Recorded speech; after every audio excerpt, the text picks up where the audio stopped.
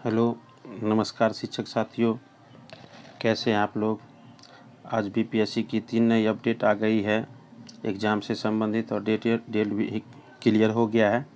तो थोड़ा सा हम प्रीवियस में चलते हैं। 67 बीपीएससी एग्ज़ाम का सेट बी का क्वेश्चन है जिसका एग्ज़ाम मैंने दिया था, उससे संबंधित कुछ प्रश्न हम लोग यूँ ही देख लेते हैं कि किस तरह का प्रश्न पूछता है बीपीएससी, और संभवतः कुछ ना कुछ हम लोग को उससे मदद मिलेगा। तो चलते हैं, क्योंकि प्रश्न का सेट लंबा है, 150 क्वेश्चन का है, तो मैंने एक ही भाग में इसको 3 भाग में बनाया है। तो एक भाग अभी 50 से 55 क्वेश्चन का कर रहे हैं, और अगर इसमें कोई गलती होगी क्वेश्चन के आंसर में तो आप लोग कमेंट में ज़रूर लिखेंगे, क्योंकि ये ऑथेंटिक ही नहीं है कि यही सही होगा, लेकिन ज़्यादा हद तक इसमें सही आंसर दिया गया है।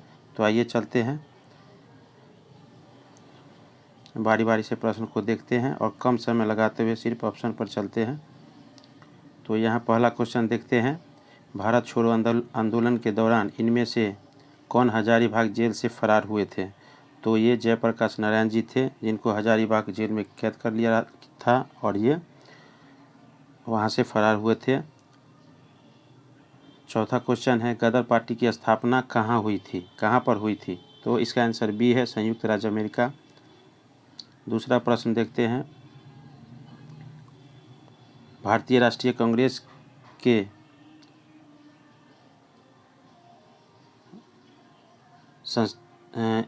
संस्था 1922 में आयोजित गया अधिवेशन के अध्यक्ष कौन थे। तो ये CR दास थे, चितरंजन दास, इस ऑप्शन ए इसका आंसर हो जाएगा। फिर देखते हैं यहाँ 5 में, 1905 में सर्वेंट ऑफ इंडिया सोसाइटी की स्थापना किन के द्वारा की गई। तो ये गोपाल कृष्ण गोखले के द्वारा की गई, जो गांधी जी के राजनीतिक गुरु थे। तो आगे चलते हैं, अगला प्रश्न देखते हैं। अनहैप्पी इंडिया पुस्तक के लेखक कौन हैं। तो उनके लेखक जो है कौन है, यहाँ कौन थे होना चाहिए, कोई बात नहीं है। इसका आंसर सी होगा, लाला लाजपत राय। आगे देखते हैं। ईस 1946 में बनी अंतरिम सरकार में राजेंद्र प्रसाद के पास कौन सा विभाग था।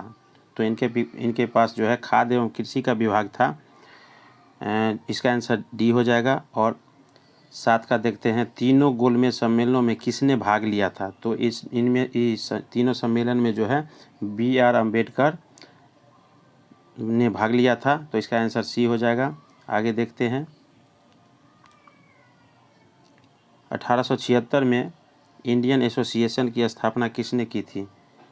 तो इन स्थापना जो है सुरेंद्र नाथ बनर्जी ने की थी। तो इसका आंसर ए हो जाएगा 8 का। इधर 12 देखते हैं। कौन सी घटना सबसे पहले हुई थी। तो यहाँ 4 घटना दिया हुआ है, और सबसे पहले कौन सी घटना हुई। तो सीधे हम लोग आंसर पर चलते हैं, समय को देखते हुए। 3 भाग में क्वेश्चन है, तो 50 से 55 क्वेश्चन एक ही भाग में है। तो क्रिप्स मिशन का आगमन जो है सबसे पहली घटना हुई थी। 9 में देखते हैं। सुभाष चंद्र बोस के नाम से पहले सम्मान सूचक नेताजी किस देश में जोड़ा गया। तो जर्मनी में जोड़ा गया, ऑप्शन सी आंसर है। 1919 में लाहौर में आयोजित भारतीय राष्ट्रीय कांग्रेस के अधिवेशन का अध्यक्ष कौन था। तो जवाहरलाल नेहरू थे। 13 का आंसर सी, ऑप्शन सी। 10 में देखते हैं। चटगांव शस्त्रागार धावे से कौन संबंधित है। ये सूर्यसेन थे, जिन्होंने धावा किया, हमला किया और हथियार वगैरह लूट किया, जो देश की आज़ादी में काफ़ी इन लोग ने भी योगदान दिया है। तो इसका आंसर हो जाएगा डी। 14 में देखते हैं। 1917 के चंपारण सत्याग्रह से संबंधित कौन नहीं है। तो 1917 के चंपारण सत्याग्रह से राम मनोहर लोहिया संबंधित नहीं है। इसका आंसर हो जाएगा डी। 11 में देखते हैं। बंकिम चंद्र चटर्जी के आनंद मठ में किस विद्रोह का उल्लेख है। उनके बुक आनंद मठ में सन्यासी विद्रोह का उल्लेख है। इसका आंसर ए हो जाएगा। 1857 के विद्रोह के एक नेता कुंवर सिंह किस स्थान से संबंधित है। तो हम लोग को पता है कि कुंवर सिंह का स्थान जो है आरा जिले के जगदीशपुर गांव से है। तो उनका आंसर हो जाएगा बी। आगे चलते। 16 में मैथ है, तो मैथ को हम लोग नहीं पढ़ रहे हैं, उसका आंसर सीधे बता रहे हैं, टाइम ज़्यादा लगे इसलिए। तो 16 का आंसर बी हो जाएगा। आप लोग PDF को रोक के या मैं PDF उपलब्ध करा दूंगा, उसको भी देख के कर सकते हैं। 18 का सी हो जाएगा आंसर। 17 का ए हो जाएगा। 19 का ऑप्शन बी हो जाएगा। 20 का जो है ऑप्शन सी हो जाएगा। 21 का ऑप्शन सी हो जाएगा। 24 का ऑप्शन डी हो जाएगा। 25 का ऑप्शन बी हो जाएगा, 22 का ऑप्शन बी हो जाएगा। 23 का ऑप्शन सी हो जाएगा। 25 का ऑप्शन जो है 25 प्रश्न नंबर का ऑप्शन सी हो जाएगा। अब चलते हैं 26 में। कीटभक्षी पौधे मिट्टी में किसकी कमी से उगते हैं? नाइट्रोजन की कमी से, ऑप्शन सी आंसर हो जाएगा। 30 में देखते हैं, गर्भ में भ्रूण के विकास को जानने के लिए निम्नलिखित किरणों तरंगों में किसका उपयोग किया जाता है? तो यह अल्ट्रासोनिक है, पाराध्वनिक तरंगे, जिसके कारण इसकी जानकारी पता किया जाता है, जिसको हम लोग अल्ट्रासोनोग्राफी भी बोलते हैं। तो ऑप्शन इसका सी हो जाएगा आंसर सही। 27 में, पौधे का तना पौधे के सभी हिस्सों में भोजन वितरित करने में तथा डैश में भी मदद करता है। तो यह भोजन के भंडारण में करता है, इसका आंसर ए हो जाएगा। सार्वभौमिक स्वीकार्य रक्त समूह है, तो यह ए बी है। ए बी रक्त जो है वह व्यक्ति किसी से कोई भी वक्त ब्लड ले सकता है, और ओ जो है वो सर्वदाता है, वो किसी को अपना ब्लड दे सकता है। तो 31 का आंसर सी हो जाएगा। 28 पर चलते, 28 प्रश्न देखते हैं। आधान ट्रांसफ्यूजन में रक्त न केवल रक्त के प्रकार में बल्कि डैश में भी संगत होना चाहिए। तो यहाँ ऑप्शन ए में देख रहे हैं, इसका आंसर RH कारक है, जो सही है। अब 29 में देखते हैं, पीयूष पिट्यूटरी ग्रंथि स्थित होते, यह मस्तिष्क में होती है, तो इसका आंसर डी हो जाएगा। 32 में देखते हैं, निमोनिया एक संक्रमण है, तो तंत्रिका का, रक्त का, त्वचा का, फेफड़ों का, तो यह जो है फेफड़ा से संबंधित है, ज़्यादातर बच्चे में होता है, तो 32 का आंसर डी हो जाएगा। अब आगे चलते हैं 33 में, दर्पण के सामने खड़े एक व्यक्ति को अपना प्रतिबिंब जो है अपने से बड़ा लगता है। इसका तात्पर्य है कि दर्पण का प्रकार है, जब हम किसी दर्पण शीशा के सामने खड़े होंगे तो जिसमें हमारा बड़ा प्रतिबिंब दिखाई देगा तो वह अवतल दर्पण हो जाएगा, और उत्तल दर्पण में छोटा होता है, समतल दर्पण में बराबर होता है। तो 33 का आंसर ए हो जाएगा। 37 में देखते हैं, प्रेशर कुकर में खाना जल्दी पकता है, क्यों? कम दाब के कारण पानी कम तापमान पर उबलने लगता है, कि कम दाब के कारण पानी कम तापमान पर उबलने लगता है, इसका आंसर सी हो जाएगा। 34 में देखते हैं, एक पंखा गर्मी में के मौसम में आराम की अनुभूति पैदा करता है, क्योंकि हमारा पसीना तेज़ी से वाष्पित होता है। जो हमारा पसीना जो भीगे रहते हैं वह हवा के संयोग से तेज़ी से वाष्पित होता है, तो इसका आंसर हो जाएगा 34 का डी। 38 देखते हैं, यदि रेफ्रिजरेटर के दरवाजे कुछ घंटों के लिए खुले छोड़ दें तो कमरे का तापमान बढ़ जाएगा, तो इसका आंसर बी हो जाएगा। 35 में देखते हैं, रात के समय में खुले आकाश में तारों के टिमटिमाने को किससे समझाया जा सकता है?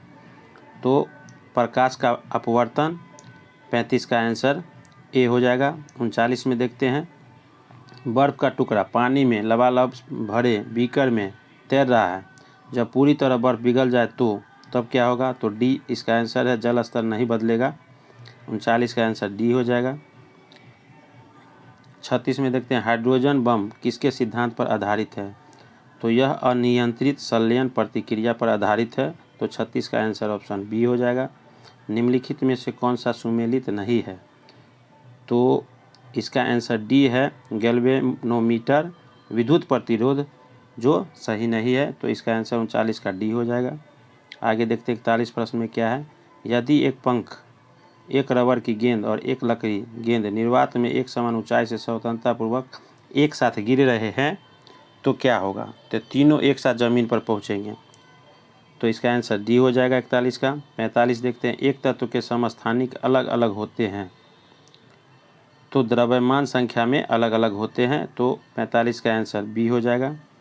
42 में देखते हैं, 42, जब दिन में पानी पर साबुन की फिल्म दिखाई देती है तो यह सुंदर दिखती है, इस घटना का कारण है प्रकाश का व्यतिकरण, तो 42 का आंसर डी हो जाएगा।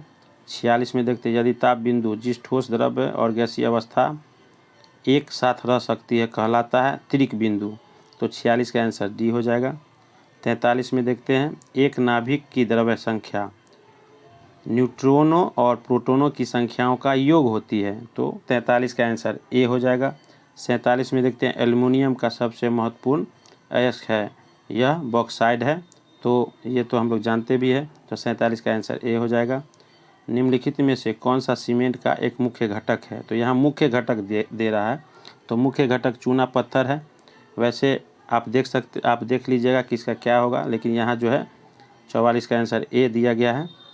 और 48 में देखते हैं कि निम्न में से किस विलयन के पीएच का मान 7 से अधिक है, तो क्षारीय विलयन का, तो 48 का आंसर बी हो जाएगा। आगे चलते हैं। 49 में निम्नलिखित में से कौन सा विकल्प गलत है, तो इसमें 2 आंसर में टिक लगा गया, तो इसको हम लोग डाउटफुल मान के चल रहे हैं। वैसे इसका आंसर ए होना चाहिए, नाभिक के अंदर प्रोटॉनों और इलेक्ट्रॉनों की उपस्थिति के कारण परमाणु विद्युत रूप से उदासीन होता है, तो आप लोग इसको देख लेंगे। 52 में देखते हैं, निम्नलिखित में से कौन सा तरलीकरण पेट्रोलियम गैस का प्रमुख घटक है, तो यह ब्यूटेन है, इसका 52 का आंसर डी है। 53 देखते हैं, पानी मिट्टी से जड़ों में जिस भौतिक प्रक्रिया द्वारा गुजरता है उसे क्या कहा जाता है, तो उसे परासरण कहा जाता है, तो 53 का आंसर डी हो जाएगा। 50 में देखते हैं, 50 में निम्नलिखित से गलत कथन का चयन करें, तो सीडी बनाने के लिए पॉलीकार्बोनेट का उपयोग किया जाता है, तो 50 का आंसर बी हो जाएगा। यहाँ 54 देखते हैं, बायोडिग्रेडेबल अपशिष्ट को आमतौर पर किसकी मदद से उपयोगी पदार्थ में बदला जा सकता है, वह है, तो वह बैक्टीरिया है, तो 54 का आंसर ए हो जाएगा। 51 देखते हैं, ग्रेफाइट और हीरे के बारे में निम्नलिखित में से कौन सा कथन सत्य है, वे एक समान रासायनिक प्रतिक्रिया से गुजर सकते हैं, तो 51 का आंसर डी हो जाएगा। यहाँ 55 देखते हैं, रात के समय में यह सलाह दी जाती है कि पेड़ के नीचे न सोए, क्योंकि पेड़ जो है रात के समय कार्बन डाइऑक्साइड को मुक्त करता है, तो 55 का आंसर सी हो जाएगा।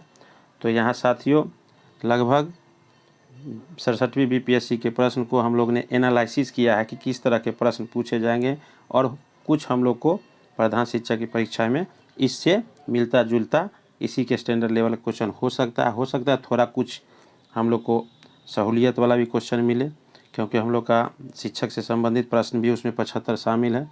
तो अब इसके दूसरे भाग को कल हम लोग 56 से शुरू करेंगे, क्योंकि वीडियो थोड़ा लंबा हो जाएगा।